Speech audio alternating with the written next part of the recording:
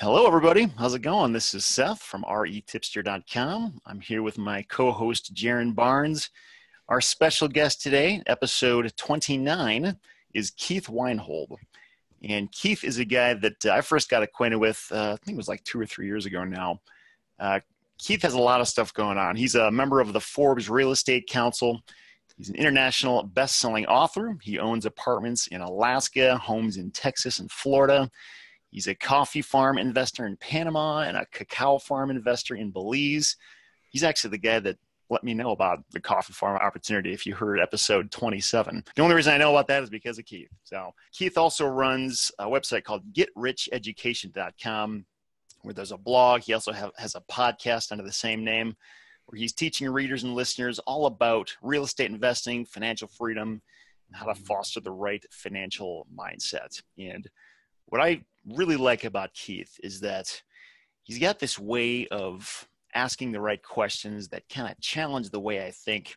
There's all kinds of these weird assumptions that I've always made in my financial life about like debt and saving and like how you get ahead. He's one of these minds that just knows how to get you to see things from a different angle, which is really, really powerful. So Keith, welcome to the show, man. How you doing? Well, good day. Great. Thank you so much for having me. It's an honor to be on your show. I'm super excited to have you on here too. I've heard a lot about you and I'm really looking forward to diving deep, man, getting to know who you are. And yeah, so to kick this thing off, like, how did you get started in real estate? What's your background story? I love to say like your superhero origin story, you know? Well, I don't know how heroic it is. I've never worn a cape. I was born and raised in upstate Pennsylvania, and I was born in a lower middle class family in Appalachia. And, my mom kind of instilled the lessons of frugality. She was clipping coupons for Cheerios cereal for 10 cents. It was really my dad, who worked a day job, who was never into anything entrepreneurial or real estate-ish, but he just kind of instilled in me, Keith, don't live to get paid to live.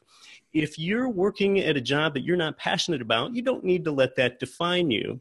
So even though we lived a somewhat frugal lifestyle, one great thing my parents did is they really instilled this sense of travel in us. So we did travel well.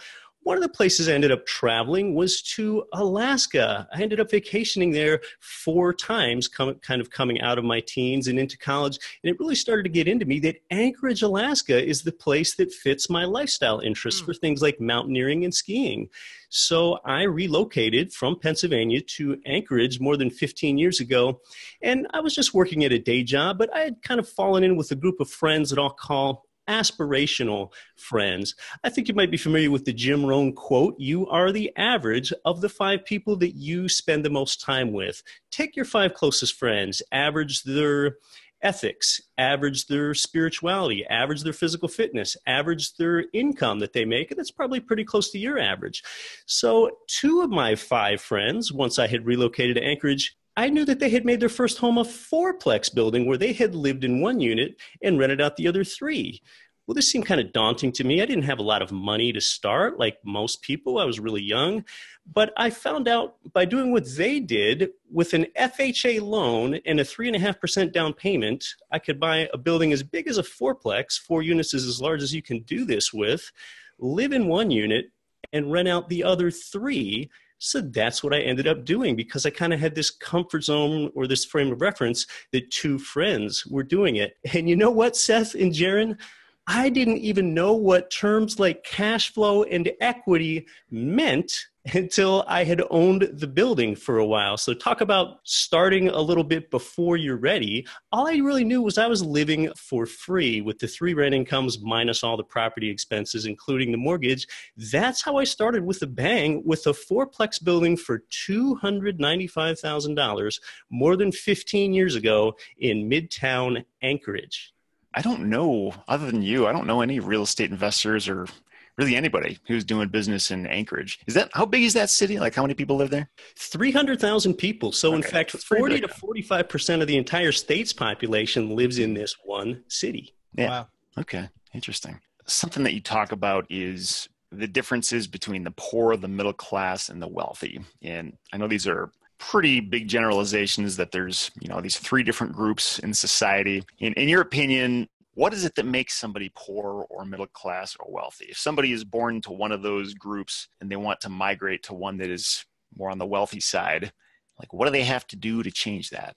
Well, that's a good question. And you're really right. This is sort of nebulous and mindset-ish, but this is going to set up what we talk about a little bit later. Socioeconomically, there are basically three groups of people in the world: poor, middle class, and wealthy. What do poor people do? They work for money, and they really don't have any money left over to invest. What do middle class people do? Middle class people, they also work for money. They typically have money left over to invest, but here's the real paradigm shift. Middle class people think, what is the best and highest use of my investing dollar? It's to get my money to work for me. And they just kind of go back to work and put their head down. But here's the difference. Wealthy people, they don't just get their money to work for them. Wealthy people ethically get other people's money to work for them. And the great thing is everyday people can ethically employ other people's money. In fact, I began doing it young with the fourplex building, even though I didn't really understand it that well yet. So the way a person can become wealthy, even though they're coming from normal means, is to use other people's money three ways at the same time, in fact, with real estate. The first way is with the bank's money. You use the bank's money for a loan and leverage. I told you, for example, back on the fourplex, I only used a 3.5% down payment. All the rest of the money was the bank's money. Secondly, I use the tenant's money for that monthly income stream, that cash flow, to service the debt and to provide a passive income stream for me. And the third of three ways I use other people's money at the same time is I use the government's money for very generous tax incentives. And the more properties and units you have, you do this at scale. Tax incentives include things like a 1031 tax-deferred exchange, which means you legally never need to pay capital gains tax on any of your real estate gains. I legally never have. And other tax advantages like something called depreciation, which means a portion of your rent income is sheltered from tax. So the takeaway is wealthy employ not just their money, but other people's money three ways at the same time: the banks, the tenants, and the governments. That's the difference. That's how you get ahead. So why do you tell people to stop looking at property? I mean, obviously, if you're in real estate, right? Like, people should be looking at property. So why do you tell people that? That's a great question. I wrote a popular blog article. I think it was just titled, Jaron, it was titled, "Stop Looking at Property." And people were like, well, after talking to you, Keith, I'm all excited and buying property and getting started. And here's my point. Whoa. Slow down. Don't start with the property. I think that's how a lot of people that get into real estate end up having a very bad experience, because they began with the property. They might have even let emotions get into it. I'll just give you an example. Say that you're a commuter and you commute both ways to work every day, and you've kind of heard real estate investing is a good thing to be into, and a lot of times you don't really know how that works, and you drive by this pretty yellow duplex both ways to and from work, and it's always painted nicely, and it has nice shutters, and the landscaping is all pristine, and one day you see a for sale sign on it, and you figure, oh, well, it looks like that place is very nice, and I could manage it myself. I drive by it twice a day, so I'll probably look into that and buy that. Well, I think you're really making it a mistake, because you started by looking at property. In fact, in real estate investing, I contend that the property is only the fourth most important thing. The most important thing is you. What does Jaron want? What does Seth want? What do you want? Do you want a property to provide you with appreciation potential or tax advantages or some kind of lifestyle benefit that you could get out of it and use yourself? Or do you want it to provide you with cash flow, which is probably the most common answer? But what do you want the property to do for you? You are number one in this. The second most important thing is what market is going to support that. And that might be a geographic market, or we might be talking about use type as well, whether that's an assisted living home or a residential single family home or an apartment. What market are we talking about? You want to have a market that has diverse economic sectors, because, for example, if you're buying for cash flow, you're going to need to be sure that there's a tenant with a job or this whole thing doesn't work. So the second most important thing is the market. The third most important thing is that team of professionals that you surround yourself with, especially that property manager. That's the glue that makes this whole thing work. And that's what makes this income relatively passive. And then fourthly, and only fourthly, do I begin looking at property, because if the first three things don't work, you, the market, and the team, then the property really won't work either. So I think if one steps back from looking at property and gets patient and gets congruent with what they want this property to do for them, they're really going to set themselves up for success. I want to dive into what you do when setting up a team, because I feel like, at least in my world in real estate, that can be one of the most challenging aspects. Is how do you find people that you can trust, especially like, you being in Alaska and you have properties in Texas, you're out of state a lot of the times. I know you have local properties as well, but like, how do you find people that you can trust? Referrals is the short answer. I do attend networking events, a lot of times live in-person real estate events, and there's just nothing better than getting a testimonial from a real person. And how did property management company XYZ in Tampa, how are they really doing for you? How communicative are they? Do they make a bunch of extraneous repairs on a property that you have to pay for? Can they keep your unit occupied? I think the power of the referral, and it doesn't always have to be in person, is the most valuable way to find out about that team, especially that manager that makes this whole thing work. I just fired my property manager 2 days ago and found a new one. And first time I've ever done that. This property manager, they actually weren't terrible. They just weren't keeping my units up to the standard that I want. When I go visit them, I don't want to be embarrassed that I'm making people live in there. And they were sort of getting to that territory a little bit. But ultimately, I think what the issue came down to was communication. It was really hard for me to get answers on is the unit occupied? Who is it occupied by? When is the lease going to end? Just like basic stuff like that. And this new property manager I have has this online portal with all that information that's really easy to access. But yeah, I agree. I mean, especially if you're not going to be managing them yourself, which I think if you're going to scale, you sort of have to start doing that. You can't really overstate the importance of good property management. I mean, it doesn't work without that. It's really difficult otherwise, and you could never make it passive, and you can't make yourself scalable unless you have a manager. But yeah, you're right, Seth. They need to be communicative, and I think it shows some ethics on your part as well. I mean, we talk about using other people's money. We're not talking about using people. I mean, I want to provide housing that's clean, safe, affordable, and functional. That's part of my mission. It's probably pretty close to your mission, and that manager's importance can't be overstated. If I don't have a good manager in a market, I'm not even going to buy property there. In a way, I actually almost sort of feel for the property manager, because I think what they have to balance is some of their clients do want the units to be really nice and spotless and perfect. Other clients don't really care. They just want to make as much money, as squeeze everything they can. So it's they have to deal with different expectations from everybody. I mean, I'm sure there's a way to gauge what those expectations are and manage that a little bit, but I can totally see how that would be a challenge from their end. I would never personally ever want to own a property management company. Like when I talk to turnkey guys and I talk to property managers, the stuff that they have to, they work 24 hours. They call all the time and they have systems in place. But if 2:00 in the morning, they get an emergency call and they can't get anybody and their emergency contact's not picking up, they're on the hook. They got to figure it out, and they don't actually make that much money. And they have to scale to a certain point before it's even that profitable. So it's a tough business for sure. Yeah, I would think, if I was somebody who had no money or very little and couldn't go out and just buy a bunch of my own properties, if I was willing to work really hard for a long time, it could totally make sense, because you can basically make money from other people's assets that way. But I agree. I mean, it doesn't sound appealing to me at all. That's the kind of work I wouldn't want to sign up for, but that's just me. Exactly. I think property management is probably the toughest part of the real estate investing business. And being on the best side is the side I've chosen, being the investor.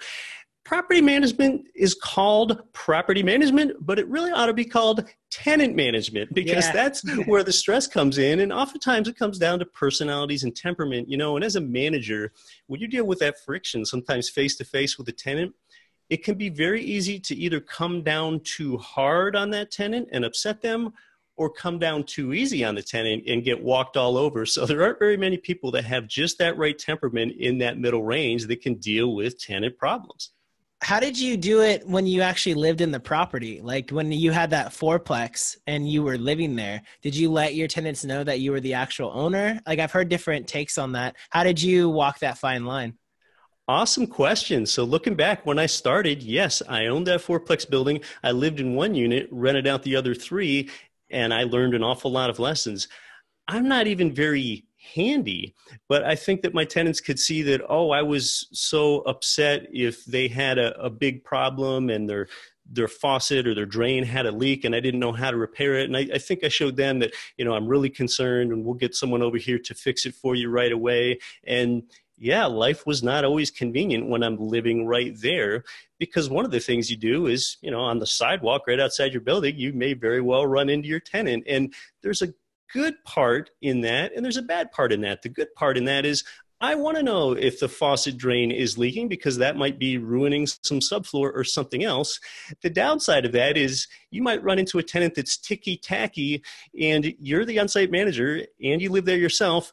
You might very well get the tenant that said, oh, Keith, yesterday I saw an ant crawling across the counter, so I want you to call an exterminator. Or, my kitchen cabinet doors are a little loose again. I know you were in here 6 weeks ago, but will you tighten them up a little bit? Or, you might get some unreasonable requests at the same time. And that is one of the difficult parts of an owner-occupied fourplex building, like I mentioned. But just to remember, with that FHA program, you only need to live there a minimum of 12 months. But it's not always going to be convenient. When tenants don't do what you want them to do, like pay their rent on time, is it best to handle that by being passive-aggressive and just like not looking at them or talking to them? Or is it better to like issue threats like, I know where you live. Like, you better watch your back. Like, I'd hate for something to happen to your car tonight. Like, what's the best way to deal with those kind of conflicts? Well, first of all, the worst way is just to trust them and say that they're just going to pay you a couple days late. The best thing to do is just to nip that in the bud. And in most states, you need to post that tenant with a notice saying just how much rent is due, how late it is, what they need to do to remedy it, and some other things. But as far as from a human and tenant relations standpoint, one very powerful sentence, just some magic words I've found to tell a tenant about the fact that you posted that notice oftentimes on their door or maybe handing it to them, are these 7 magic words. Just say, the law says that I have to. When they're late with the rent and with that official form, you say, well, the law says that I have to. It kind of shows that it's not confrontational. It's not between you and the tenant. It's about the law. Mm-hmm. I found that to be a very powerful statement. They'll know you're serious, but it's not between you and them. It's really kind of what you agreed to. Man, I got to remember that anytime I'm trying to get my wife to do something. The law says I have to. Whose law? Seth's law. Yeah. That won't go over too well if your wife was from Kazakhstan. I'll just put it out that way. So I know, Keith, right now we're sort of, I guess I don't know exactly, but I feel like we're in sort of like a bubble-ish economy. Like, property values are super high. Seems like they've just been going up and up and up and up. And given where we're at in the market and the economy today, do you think, like, is this a good time to be jumping into the real estate investing game? Or if you've already been doing it for a while, is it a good time to be buying? And yes or no, what would be your reasoning behind that? I'm still buying real estate. In fact, I just got a couple properties under contract again about 10 days ago, 2 more turnkey properties. So I'm still a buyer. I really don't know where a better place is to put one's money for a relatively passive return. But yes, Seth, you're bringing up something very contemporaneous and germane, and that is, well, prices are higher, and now interest rates, starting a couple years ago, they have begun to come up as well. Well, on an inflation-adjusted basis, in many metros, prices really aren't any higher than they were 10 years ago. A lot of places hit their pre-recession peak about 10 years ago, but if you factor in about 25% total inflation over 10 years, which is just a rate of 2 or 2.5% per year, we're actually not above those yet. And really, a lot of the reasons I'm buying, I think they can be grouped into 3 different areas. I would call them demographic reasons, geographic reasons, and psychographic reasons as to why today is a good time to be a new real estate investor. And we can go through the rates of return later. But for one thing, 30-year mortgage interest rates are still pretty close to their historic lows. Freddie Mac has been tracking mortgage interest rates since 1971. It's difficult to get good data before that. But I can tell you what the average 30-year fixed amortizing, just plain vanilla loan interest rate is since Freddie began tracking rates almost 50 years ago. It's 7.7%. for a primary residence. So it's probably close to 8.7% for a non-owner occupied rental, because you usually pay more when you don't live in the property. So rates are still historically low. On a primary residence, you can still get under 5. On a rental, probably pretty close to 6 today. So in a rising rate environment, most investors, they have a sense of urgency. They want to buy more property before rates go higher. And the Fed has already told us they're going to raise rates 1 more time this year and 3 more times next year. It's when rates go down that people get a sense of complacency. People should have a sense of complacency when rates are going down, because you figure that if you postpone a purchase, you're going to get a lower rate in a few months. So if you think interest rates are going to be 8% in 2 years, which some seem to think it could be something like that, you're going to look back and be happy that you bought now. That's why I'm buying more now. The Fed has told us what they're going to do. From a demographic perspective, the millennials are the largest age group cohort in U.S. history. They're even larger than the baby boomers now. So you really want to track what millennials are doing. And what's part of the millennial experience today? They have student loan debt, and they paid tuition that's greater than it's ever been on an inflation-adjusted basis. So what's really happened to all these millennials and these college graduates is they're saddled with more student loan debt than they've ever had. You read stories about that all the time. Well, what the heck's that have to do with a real estate investor? Well, those big student loan debt amounts mean that millennials, this biggest group ever, has a difficult time forming a down payment for housing.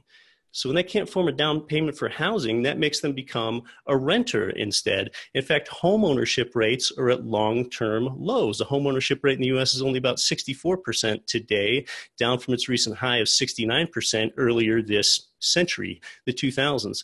So there are really some good demographic reasons for that. You know, this is a reason, Seth and Jaron, that just everyone overlooks, especially when people are born and raised in the United States, and that's just our population continues to increase. The U.S. population increases at about 0.7% every year, and they all need to live somewhere.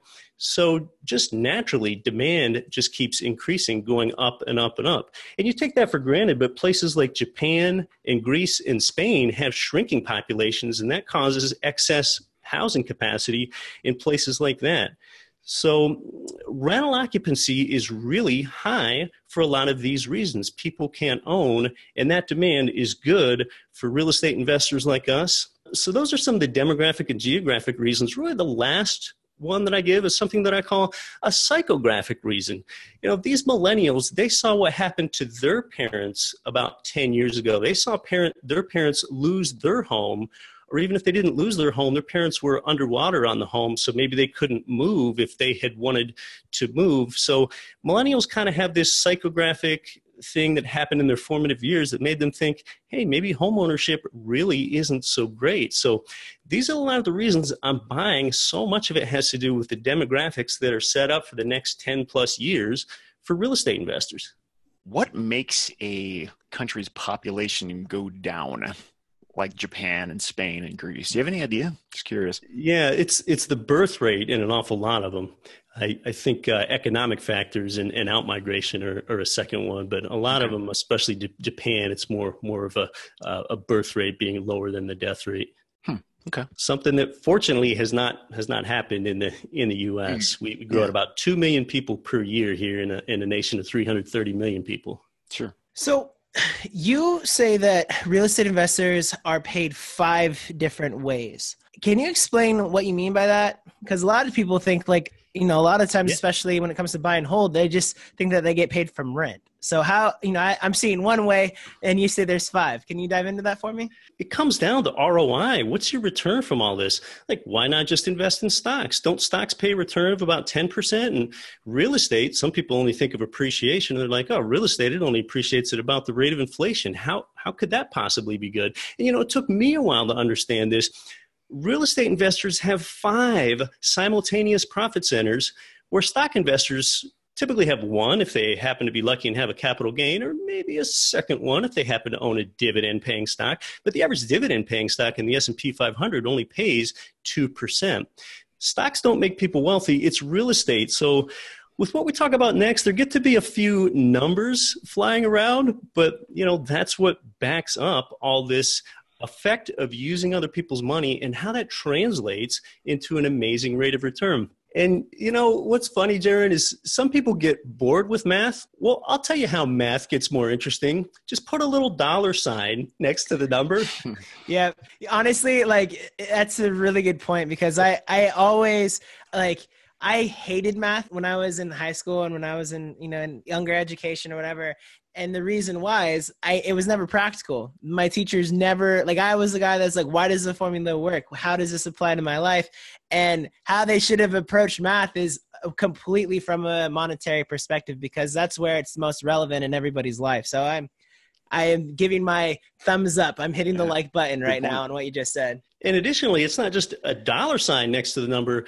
That doesn't represent just any money. It's your money we're talking about. And these numbers get really interesting. And you know, the cool thing about real estate math is it's simple. All it is addition, subtraction, multiplication, and division. Never at any time in my life have I had to use trigonometry or calculus or exponents in real estate and crunching the numbers, not once. So these are really simple operations. I think the best way to understand the 5 ways real estate pays you is to use an example of if you buy a $100,000 single family home that already has a tenant in it, and you can typically buy it in that condition and already renovated, something called turnkey real estate investing, which you mentioned earlier, Jaron. But the first of 5 ways you're typically paid is with a $20,000 down payment on your $100,000 property. Your $100,000 property, let's just say it appreciates from $100K up to $106K. That 6% gain, that's just commensurate with real estate's long-term historic appreciation rate. You're thinking, well, that's not very exciting, 6%. But here's the thing. You just got a 30% gain on your down payment. And you're wondering, well, wait, how did that happen? It's because your ROI formula is your gain, which was 6K, divided by your skin in the game, which is 20K out of pocket. 6K divided by 20K, that's a 30% leveraged rate of return. And some people are like, well, wait, how did that happen? That happened because you got a 6% gain on both your 20K of skin in the game, and you got a 6% gain on the $80,000 that you borrowed from the bank. The 6% return on that 80K, that's yours.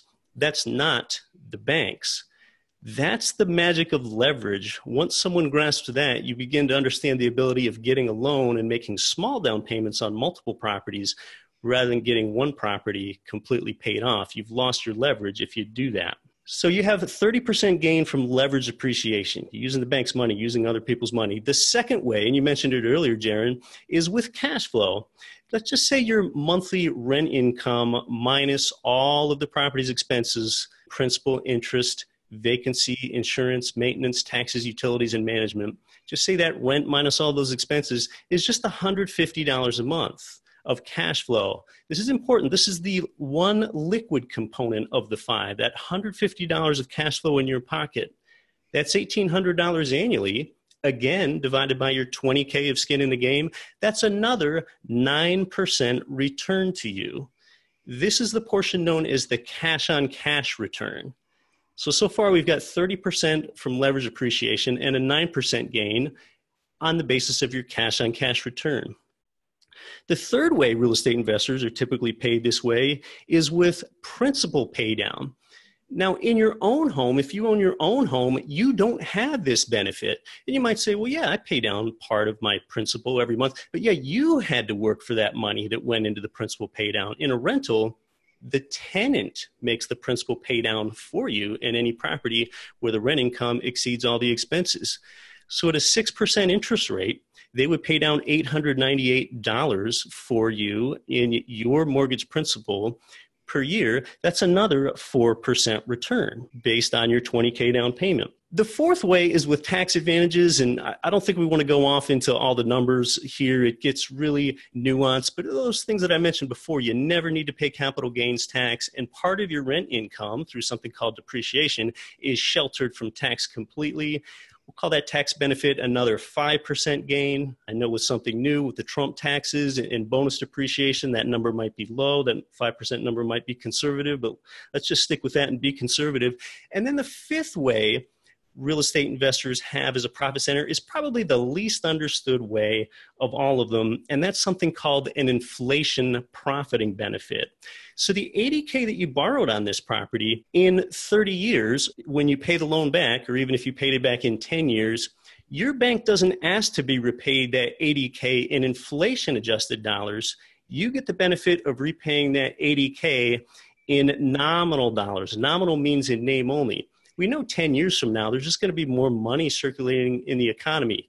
Wages are going to be higher. Prices are going to be higher. Savings accounts, lump sums in there are going to be eroded. But in kind of the opposite way, when you borrow $80K, you get to pay that back with depreciated dollars. So if we call that return another 3%, which is about the annual inflation rate, if you add up all 5 ways, 30% from appreciation, 9% from your cash on cash return, 4% from loan pay down, 5% from tax benefits, and another 3% from inflation profiting, you come up with a first year total ROI on this property, and this is just buy and hold real estate, of 51%. And anyone that comes from the consumer credit world, they look at that and they think, oh, that must involve some inordinate amount of risk, or that can't be for real or true. I'm telling you now exactly how real estate has made more ordinary people wealthy than anything else. Those are the numbers that back it up right there. And there are a few assumptions that I made. You know, we didn't have your closing costs included in that 20% down payment you made. Your seller can often help you pay for some of those closing costs. And you are going to have some things that go wrong. But, you know, even if this whole model started to break down and you only had to return 2/3 as much as this, I think anyone would be happy with a 34% rate of return. So you are going to have seen some things go wrong, but this is exactly how real estate's made more ordinary people wealthy than anything else. Yeah. Wow. I think like on the flip side of that, when I try to think about like the arguments against real estate, things that come to mind would be, I guess real estate, it's far less liquid than something like stocks and bonds. What else? Like that whole appreciation assumption is based on if you're in an appreciating market and values are actually going up. I mean, I've had houses that lost 20% of their value 3 years after I bought them. But I totally get what you're saying. I mean, going back to even if you were 1/3 right, I mean, you're still coming out way ahead of a lot of other alternatives out there. And over a 10-year period, you know, like you're going to always make money in real estate. I mean, historically, it's been proven. So, Right. In the short term, though, you might lose out. Like in that example that you mentioned, Seth, say that you do buy a house or any sort of rental property and 3 years later, it's worth 20% less. You're expecting appreciation over the long term, and you don't really tie up any of your short-term money in real estate like this. If you need money back in 6 months, I think this is an awful vehicle for you. But what you do is you buy a property based on its ability to produce income, a durable income stream on your, and I know you know this, but so that's what I buy for, where I have a reasonable expectation that the rent income is always going to exceed the monthly expenses. Because I bought property that lost value before, and it actually is not a good feeling. But the first time I ever experienced this, back during the mortgage meltdown 2007, is, wow, you know, I just bought this. It was a second fourplex building I bought for $530,000. That was in 2007. 2 years later, that $530,000 fourplex, this is a second fourplex I had bought in addition to that first one, the $530K fourplex went down to $480K by 2009. And I thought, this feels awful. I've never experienced this before. I soon realized that as long as my rent income exceeds all my expenses, I'm still getting paid every month to hold on to it. If I get paid passively every month to hold on to something, I have no problem holding for a few years during a downturn. I know you probably experienced this same thing, Seth. Yeah, that's I agree. Appreciation is something it's like the icing on the cake. Yeah, like I don't ever even really factor that into my decision. Like it's just not even part of it. It's all about the cash flow and it's just the income exceed the expenses and then some. And because if it does, I mean, on paper, there's like no limit to how many you can buy. The bank is probably going to put a limit on you, but like if everything is positively cash flowing, like what's the problem with piling more on, you know? Exactly. Yeah, I feel the same way. And, you know, it's interesting because we buy property based on the production of cash flow. But if you do a forensic analysis and look back, the leverage appreciation typically benefits an investor more than the cash flow does. But that's more of a long-term phenomenon. For sure. Now, switching gears a little bit, Keith, I know you wrote a book, was it like a year and a half ago now, called 7 Money Myths That Are Killing Your Wealth Potential. I really like the book from the standpoint of like, it's short. I'm always a fan of short books. It's a fairly easy read. It's easy to understand the concepts you're talking about, but it really talks about a lot of things that fly in the face of like conventional financial wisdom that a lot of us learned growing up. There's 7 myths, but I know one of them that stuck out to me. We can probably cover some of the others briefly here too, but one of the ones that stuck out to me was, I think it was myth number 3 about being debt free. And you go into detail about this concept of like owning a house that's paid off. That's actually, like, financially speaking, not that smart, because that's money that you could have working for you, producing a lot more income rather than having it tied up with your home equity, which really is not going to be doing a whole lot for you. That was something that was like, I mean, like, I understood what you were saying, like that made sense to me, but like I've always had this almost like a personal pride idea behind living in a house that's paid off. Like, I don't have a mortgage payment. I own this thing free and clear. Doesn't matter whatever happens in the economy, everything can crash and nobody can take this house from me because it's mine. It got me to thinking, like at what point is a decision supposed to be made financially versus like based on your emotions or based on principles or that kind of thing? You have any thoughts on that? Yeah, the best investors keep emotions apart from cold, hard financial decisions. But I think you're bringing up something interesting, because in a primary residence, kind of these touchy-feely things come in, and you do feel sometimes like, well, now would it be best for me to put a dollar into my home and pay that off because that feels good? Or would it be better for me to realize there's an opportunity cost there and that dollar can better be invested somewhere else? I keep minimal equity in my own home, in my primary residence. In fact, when equity accumulates, I am quick to harvest it out and redeploy it and put it into an income property. So really what we're talking about here is the difference between being financially free and being debt-free. Financially free means you can do basically whatever you want to do, whenever you want to do it, and whoever you want to do it with. Being debt-free basically just means I don't owe anyone anything. And being debt-free is not a bad place to be, but I would rather be financially free than debt-free. And a lot of times, if I take steps toward being debt-free, it begins to impair my ability to be financially free, sort of like the example of where I wouldn't want to put additional equity into my home. Home equity is actually unsafe, illiquid, and it has a rate of return of 0. So rather than put another $1 or $100 principal payment into my home, I would rather use it as down payments for income property. You just saw the rates of return that it can generate. And rather, I wouldn't want to put that in my own home. When I make an extra principal payment to the bank on my own home, just say I wanted to take a $100 and make an additional principal payment on my primary residence. Basically, here's what I'm saying to the bank. Hey, Mr. Banker, here's an extra $100. Don't pay me any interest on it. If I need it back, I'll pay you fees, and I'll prove to you that I qualify again. So therefore, I would rather invest that in more income property that produces a passive, durable cash flow stream that I don't have to work for. So this is just one very hard example of not trying to be debt-free, but trying to be financially free. I really like how you just talked right there about differentiating between debt-free and financially free. I think for some weird reason, part of my brain always thought those two things were synonymous, but like they're totally not. Yeah.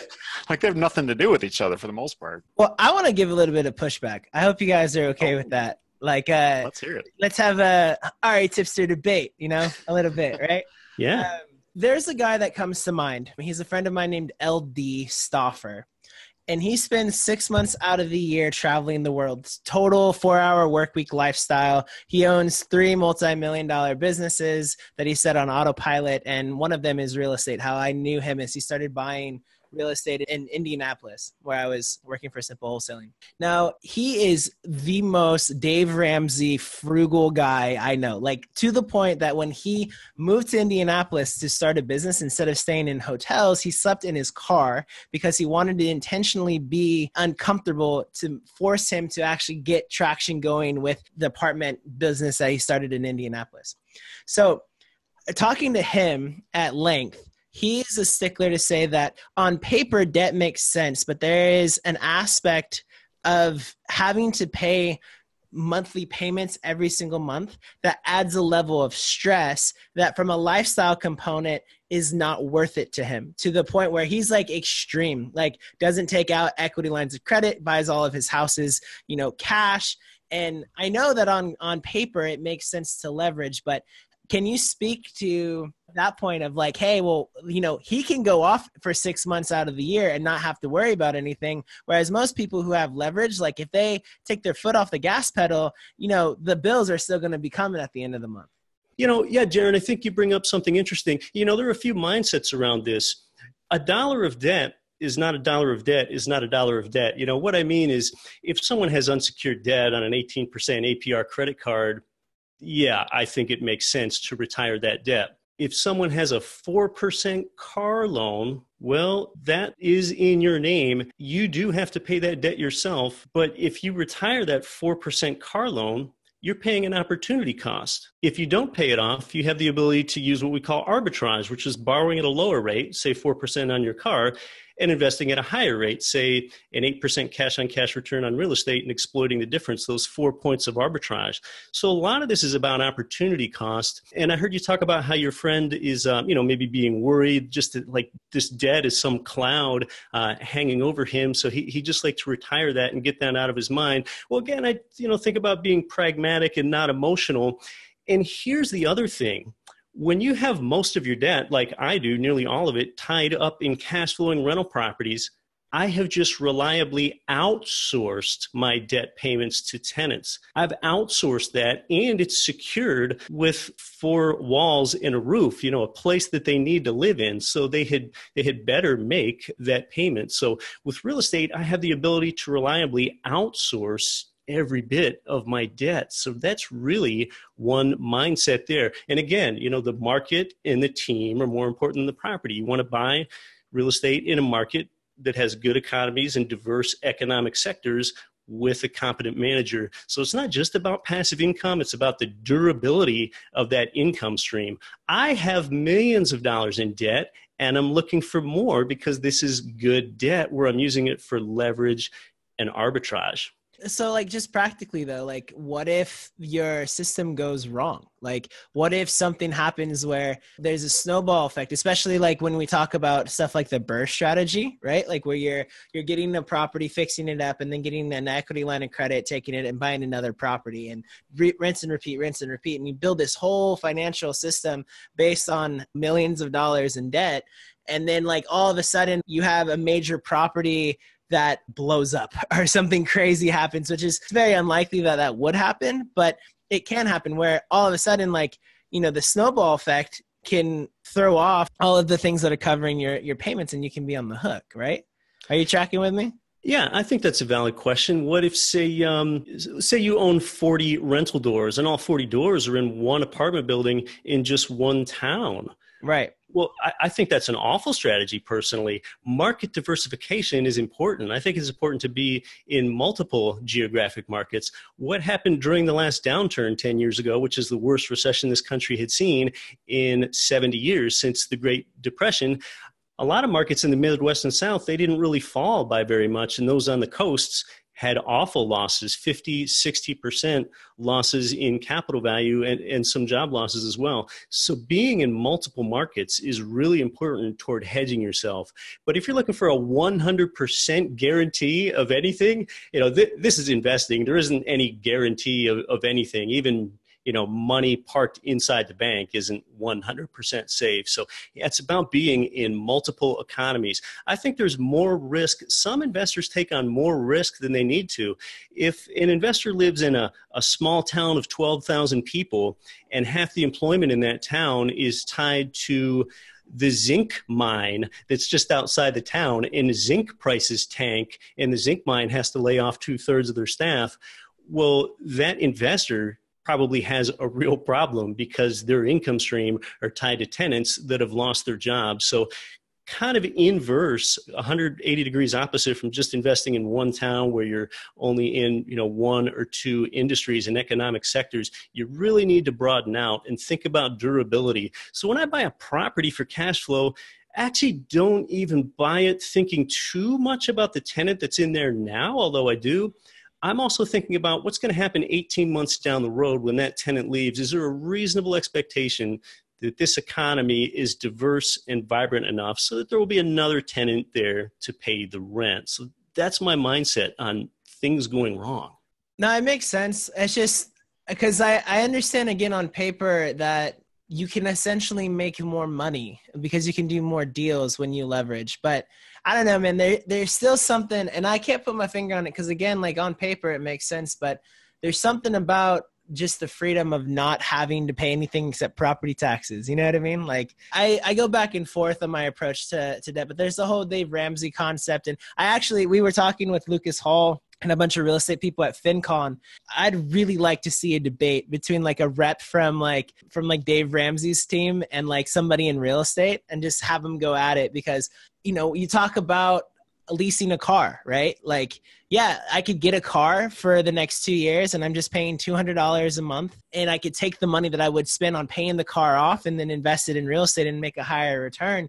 But every time I've gone into debt, I've never at the end of the day had money. Every time I've had like a lot of money in my account, it's always when I've cut up my credit cards and I've like been like, no, I'm going to just be debt free as much as I possibly can, I know from the banking world, I don't know that this was like a written rule anywhere, but the attitude that I got from a lot of other underwriters and analysts was business debt, if it's cash flowing good debt, is not really a problem. Personal debt is a problem. If it's my personal house, if it's not generating any income for me, it's just me having to pay that for my income. But then like on the business side, why not have debt if it's going to be for a business expense that's going to help you make more money? And I think it's probably just a more conservative spin on what Keith is saying, where I could also take my personal home equity and use that for business too. So it's like I'm kind of like holding myself back. But in terms of like my own just personal convictions and like my psychological peace of mind, I think what I'll probably do is like pay my house off, knowing that there's better ways to use that money, but I just want that gone out of my life. And then on the business front, bring on the debt as long as it's paying for itself and then some. Like, I don't really see the problem with that. I think another mindset as well, since we've touched on a few times, using equity from one's primary residence to invest in some other things, is the fact that that's some of the best debt I possibly have access to is the mortgage principal in my own home. Besides being at a low rate, it's also tax deductible potentially. So it's potentially at a very low rate. And additionally, the mindset around me using equity from my own home to put into income property, just think about this. No equity was lost when I do that. Instead, equity is merely transferred from my home into other properties. So now it's actually safer because I have the opportunity to divide the equity and have it in multiple geographic markets. And we were just talking about how much risk there is in only being in one market or being in fewer markets. So I'll just remind you that when one does that, equity is not lost. Equity is merely transferred. I can't really see any scenario in which I would ever want to have my home paid off, in fact, because over time, say I have a 30-year loan on my own home, which I do, say I accelerated that and paid it off in 20 years. We already talked about some of the deleterious effects of doing that and the loss of opportunity and the loss of leverage. But if I pay that off in 20 years, my housing payment might only be cut in half. All I did was retire the mortgage payment, the principal and interest. I'm still going to have to pay property taxes. I'm still going to have to pay insurance, maintenance, repairs, HOA. And additionally, over time, your principal and interest payment stays fixed. All of those other expenses that persist, they're going to be inflation adjusted. So by the time I would pay it off in 20 years on a 30-year loan, I really might only cut my housing payment in half. So even if I achieve that after blood and sweat and my own toil and my own work and my own lost cash flow by putting more principal into my home, I'm not going to feel like I've won. I haven't even eliminated my housing payment. I've only reduced it. Yeah, I actually know somebody who lives on, one of the nicer lakes in my area. And maybe this is like not a big deal in other parts of the country, but here it's a lot. She's paying $16,000 a year in property taxes alone, which when you do the math on that, that's over $1,000 per month just in property taxes. So like she can pay off her loan all she wants. She still has this massive annual expense that she's got to cover if she wants to keep that house. So that is it's a valid point. I mean, it's not like you ever completely escape a payment. You can just kind of minimize that payment if you pay it off. And you bring up a great point, because even if you retire your mortgage balance, you could still lose your home. The government could still take it over if you don't make your property tax payment. And paying off your mortgage loan doesn't do anything to reduce your property tax payment. And, I still have as much enjoyment of the premises of my home. We're still playing croquet on the front lawn of my home in the summertime, whether I'm at 90% leveraged on my own home like I am, or whether I have the whole thing paid off. So, it doesn't affect my quality of life at all. In fact, if I did have my home paid off, it might affect my quality of life, because I've realized I've lost all my leverage and I've just made a really poor investment decision. I don't know if you know Dave Zook. He's a pretty prominent investor and an apartment building syndicator. I love Dave Zook's quote, and it really encompasses a lot of this. Either you can be conventional or you can be wealthy.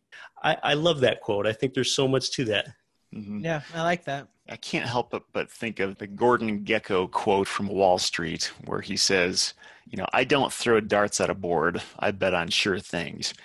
And granted, the context of that quote is talking about like getting illegal trade secrets and stuff, but still like that idea of I don't put my money in anything unless I'm like very, very, very sure that this can only work in my favor. And like you're saying, Keith, I mean, there's no such thing as 100% guarantee, but you can get pretty close to that a lot of times if you're smart about it. The pieces of land that Jaron and I buy, I mean, even in there, like there's no guarantee, but when you're buying something for like 10% of its, I mean, this was what I was doing back in 2008, 2009 in Michigan, worst state in the country economically.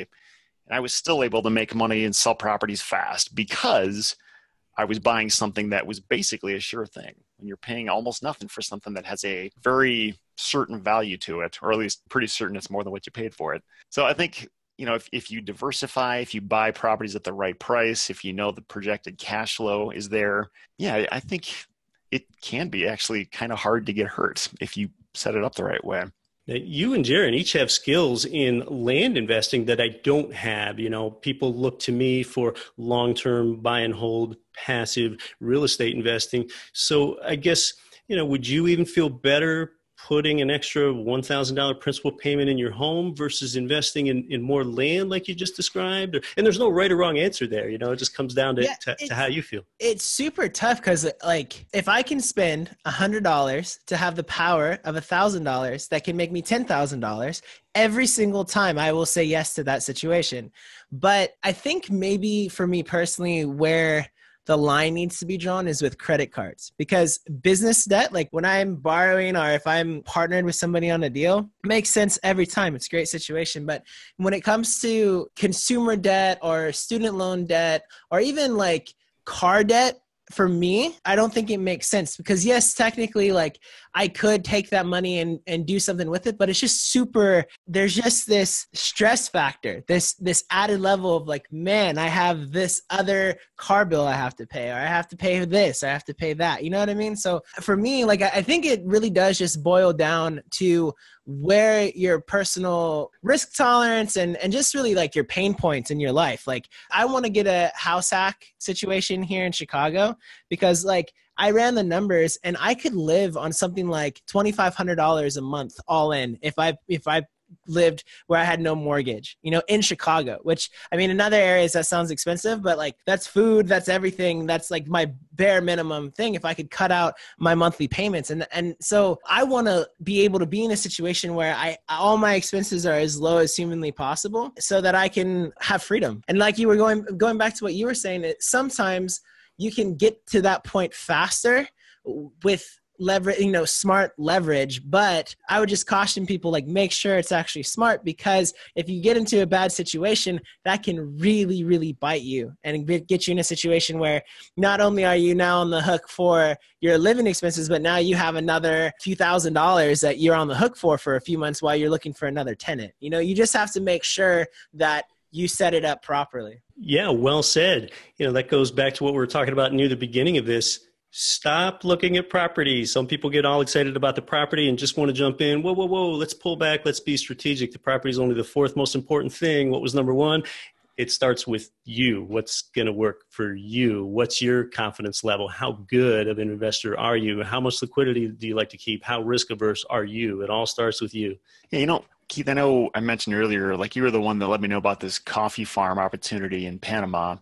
And in that particular situation, and if you're just hearing this for the first time now, dear listener, you can learn more about it in episode 27. So check that out. But the way that works is $18,900. You have to have all the cash to put it in. And then it takes about 3 years until you start getting a return, which is average about 12% over 20 years. But like in that situation there, like, you don't have the benefit of leverage. Like, you have to have all the cash and tie it all up.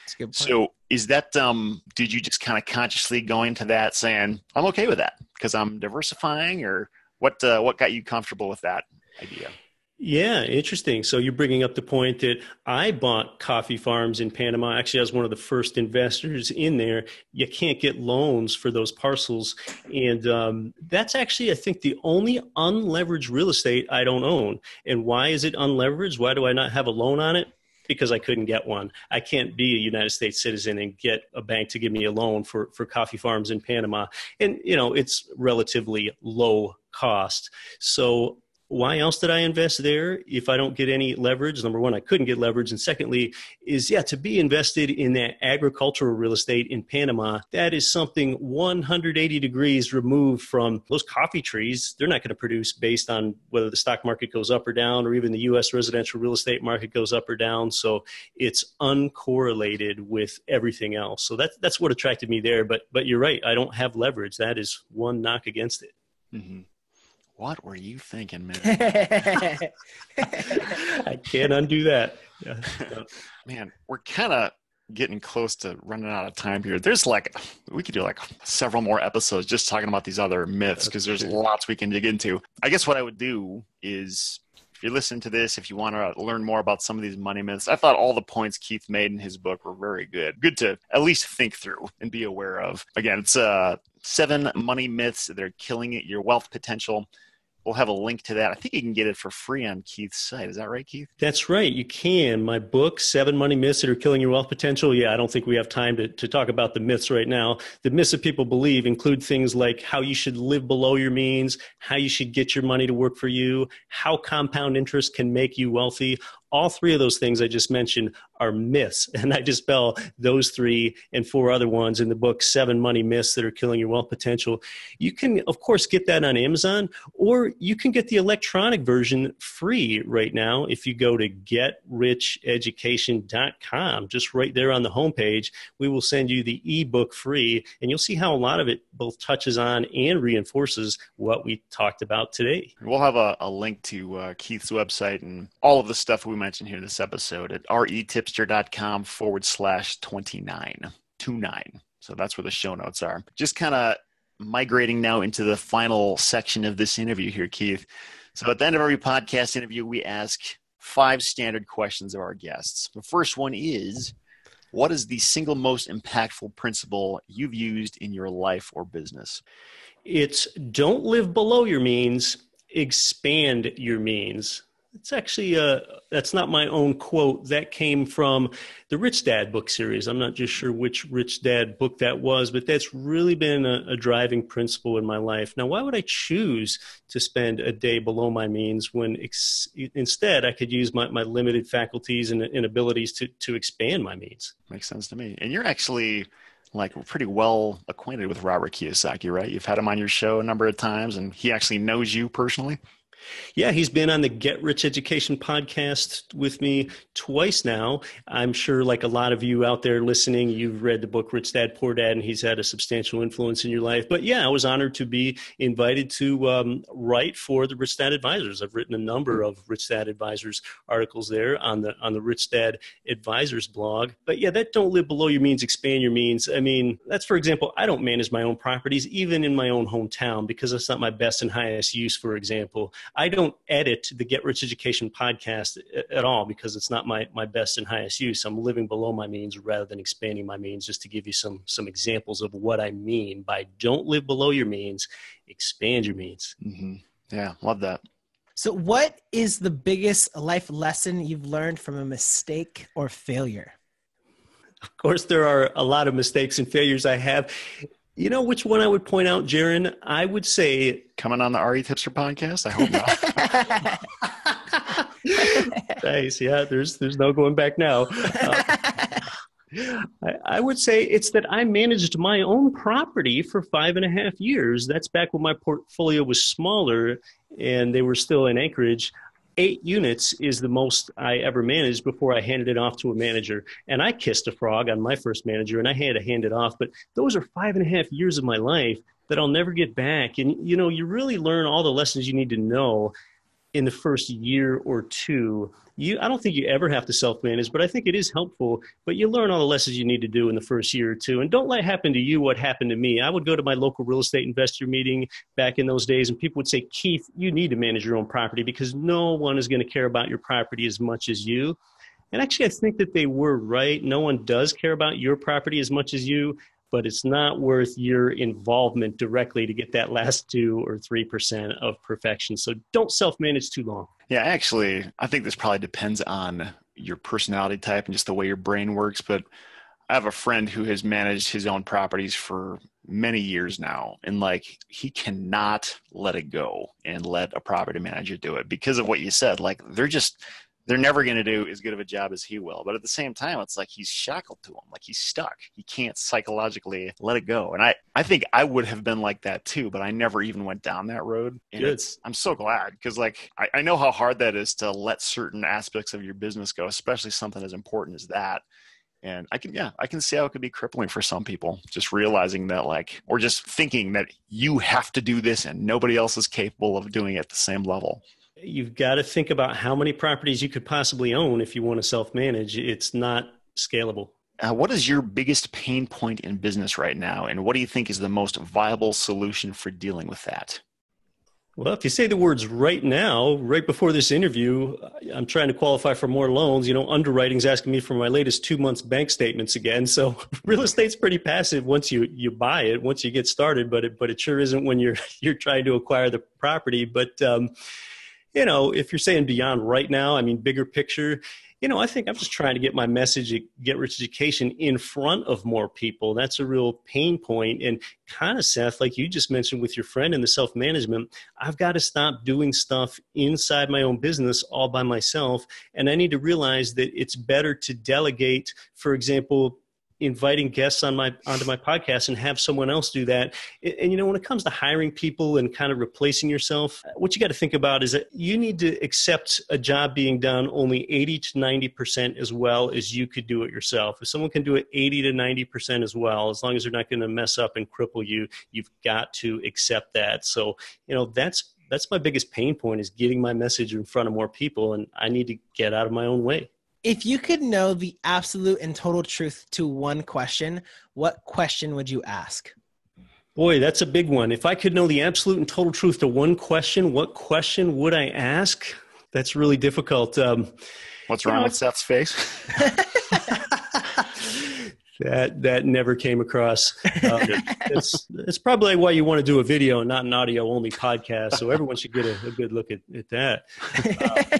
Yeah. You know, I guess I ask myself, am I really serving people the best way that I could possibly serve them? And if I'm not, what could I do better? You know, I could always be doing something better, you know, even if that's in my business. And, you know, there really is no end to that. I mean, just ask yourself the question, how much could I possibly put myself out there and, kind of promote myself and promote my platform? And there's really no end to that. So yeah, I guess the question is kind of an eternal question, Darren. That's why it's one question I want to know the total truth to is, am I really serving people the best way I could possibly serve them? And if not, how do I do that?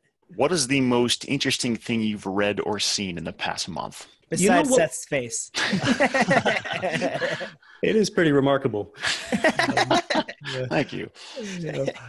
I would say we had a guest in the Get Rich Education podcast recently that brought up something interesting, and I went and validated this fact myself. You're asking me what's the most interesting thing I've read or seen in the past month. It said Americans spend more money on taxes than they do on housing, food, and clothing combined. That almost boggles the mind, but I've looked it up at taxfoundation.org and elsewhere, and that is true. So we're talking about real estate. It's just an amazing vehicle for reducing your taxes. Yeah, taxes are not fun. When you start making more money, like, it becomes an urgent issue to figure out ways to pay less taxes because it is painful. I mean, that's the truth for sure. Well, Keith, I really appreciate you taking the time to come on the show today. It's been awesome to talk with you. There's a lot more I wish we could have covered, but we only have an hour and a half here. And thanks for putting up with my pushback, man. I appreciate that. That's what makes for the best conversations. I love that, Jared. So if people want to learn more about you, check out your podcast, your blog, your YouTube channel, anything like that, what's the best way to discover all that stuff? Well, I'm pretty consistently branded, I guess. So everything that you just mentioned there is all under the name Get Rich Education. So GetRichEducation.com is where you can go if you want to get that free ebook. And it is a short, easy, breezy read, kind of like Seth just mentioned. And after you get the ebook sent to you, when you just go ahead and express your interest at GetRichEducation.com, a few weeks later, I send you an infographic, 5 ways that real estate pays you, with all those numbers that we went over, which get to be a lot to listen to, but you'll get that in an infographic form when you sign up at GetRichEducation.com. And then another great way is the Get Rich Education podcast, where we do have pretty elite guests regularly on the show, like Stephen Kotler and Robert Kiyosaki and Ken McElroy and more. So it's GetRichEducation.com and the Get Rich Education podcast. Man, awesome. I can't believe I've been on that podcast. The same one that all those people have been on. That's crazy. That's been on twice. And can you believe I didn't even mention your name with all the notables there? Oh, I couldn't believe that either. It's okay. I'll let it go and not hold any grudges. Well, we've already pointed out that you've got the jaw-dropping good looks here. So, I just couldn't inflate your sense of self-worth too much. No, that makes sense. Appreciate that. Well, Keith, thank you again, man. It's been awesome to talk and catch up. We'll have to do this again sometime. And I wish you all the best with everything you got going on. Again, to the listeners out there and the viewers, if you want to check out the show notes for this episode, you can check those out at retipster.com/29, and you'll find all the stuff there. And that's all. That's a wrap for today. So we'll talk to you next time.